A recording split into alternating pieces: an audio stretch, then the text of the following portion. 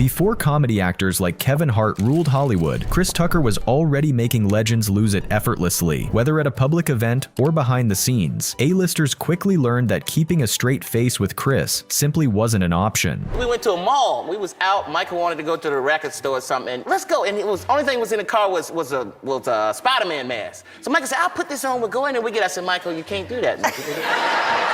Spider-Man ain't gonna just be walking through the mall. Ain't nobody. They gonna know it's you, Michael." He's like, "No, he won't. Chris, it'll work. It'll work."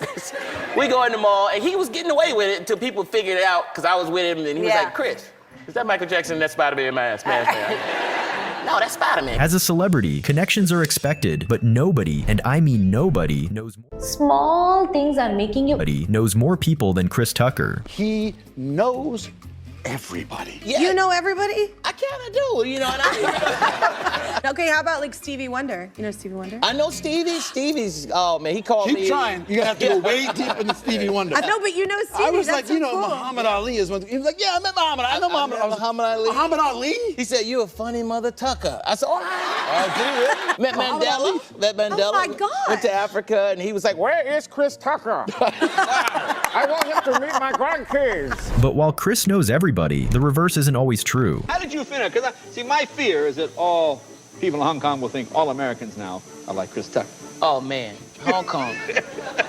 I was the only black person in Hong Kong. I was looking for black people. I said, "Where are the black people at?" No black people, no. They thought I was Kobe Bryant, man. They didn't know who I was. Really, Kobe Bryant? Like, Kobe, sign my autograph, Kobe. We love you. Where's Shaq?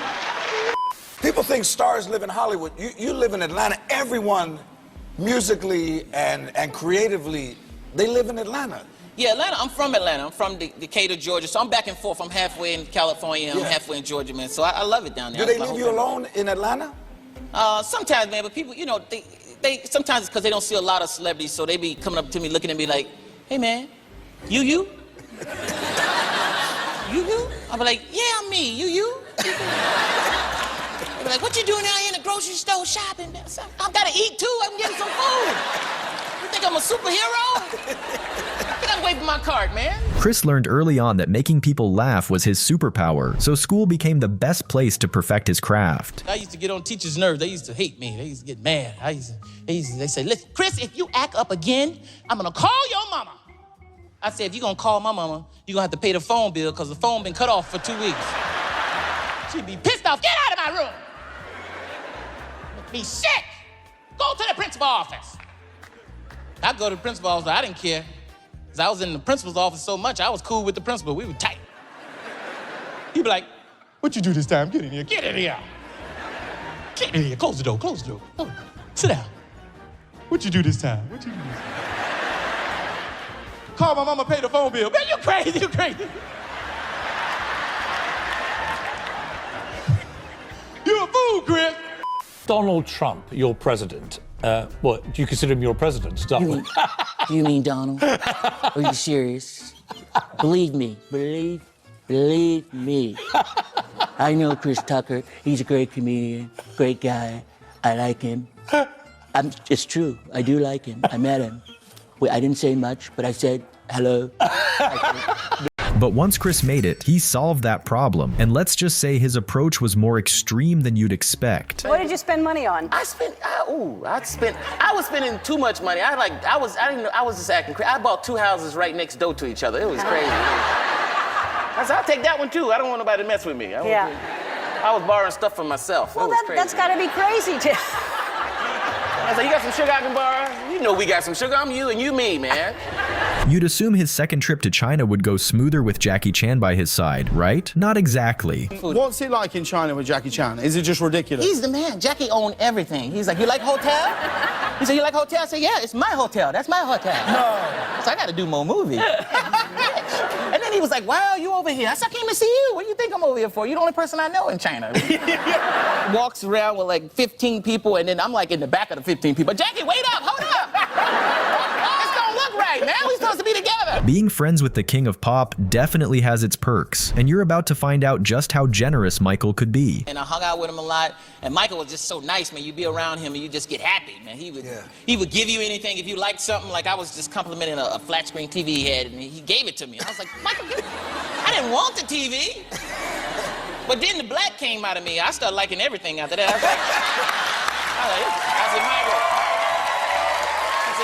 I said, Mike, I like that Rolls Royce. That's a bad Rolls Royce. Not the old one, the new Rolls Royce, right there. He was like, you like it, Chris? I said, yeah, I like it. He said, you sure you like it? I said, yeah, I like it. He said, well, you better go buy one, because I ain't giving you my Rolls.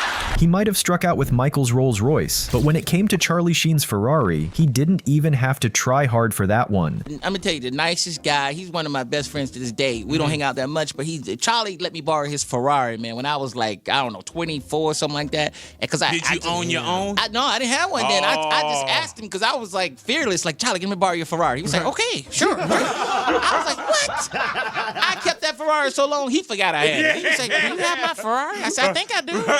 He said, you want to bring it back? Okay. We'd love to see that. We would love to see that, Jack. Jackie, we'd like to see that. We'd like to see that. Now, Jackie, we would love to see that. Wouldn't we love to see that? His name is Lee, goddammit. Lee, we would love to see that. We would love to see that. What would Lee?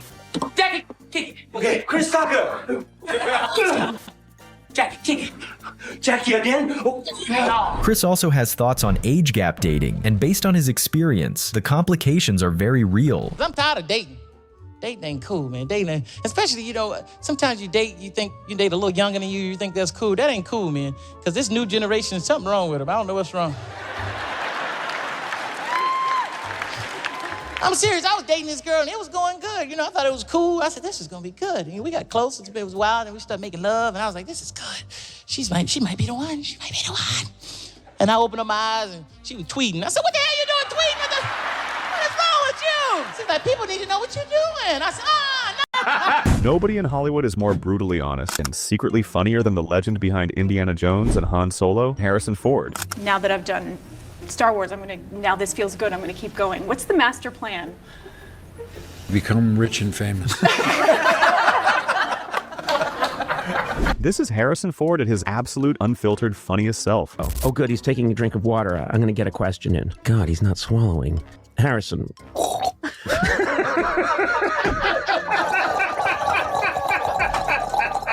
Nobody else in Hollywood would say half the things Harrison says out loud, and it feels refreshing. Is your life goal to reboot every major franchise you helped to create? Like Blade Runner. You bet it is. When you got that call to say, listen, we're making another Blade Runner and we want you to be in it, what was your reaction? I said, how much? Show me the money.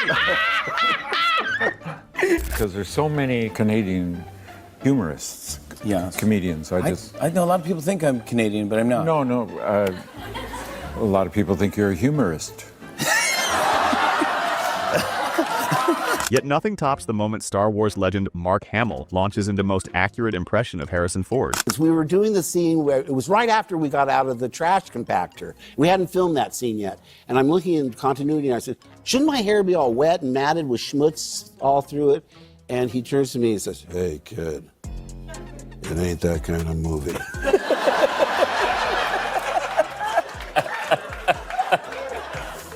If people are looking at your hair, we're all in big trouble. I think you're still very hot. and you've still got it. I mean, how do you keep fit? I've been blessed with this body.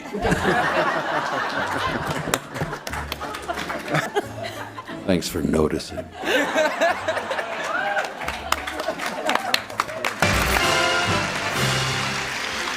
That damn music follows me everywhere.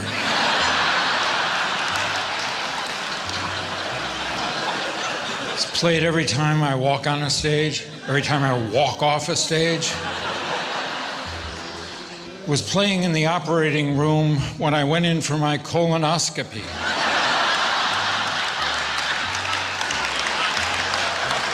Most legends soften with age, but Harrison has only gotten sharper. He has aged into a master of deadpan delivery with zero patience for nonsense. Should let these other people talk a little bit. Because they've got microphones in front of them. Yeah. And you have not said one word. A few moments later. Are you crazy? You finally got the mic. No, I'm sorry. You're the biggest. You're the biggest next to Matt. Shut the I'm sorry. I'm sorry, Harrison. There's this image of Harrison Ford that's out there that you're grumpy. There's this grumpy Harrison Ford image. That's horrible. Yeah, one of the pieces of memorabilia in my collection, in fact, the flagship piece, is a Lego Millennium Falcon that I put together in 2010. They're selling for about $5,000 now, and it took about 60 man-hours to create. And I display it with pride, but it would really mean the world to me if Harrison could sign it. Is that okay, Harrison? Wow. Sure. Thank you guys so much. Thank you. Wow. Now, it's very delicate. A long time. Yeah. Fantastic. So I have a sharp...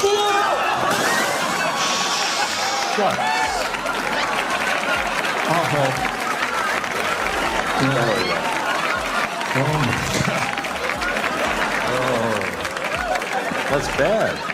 You suggested that it would be funny. Yes. If I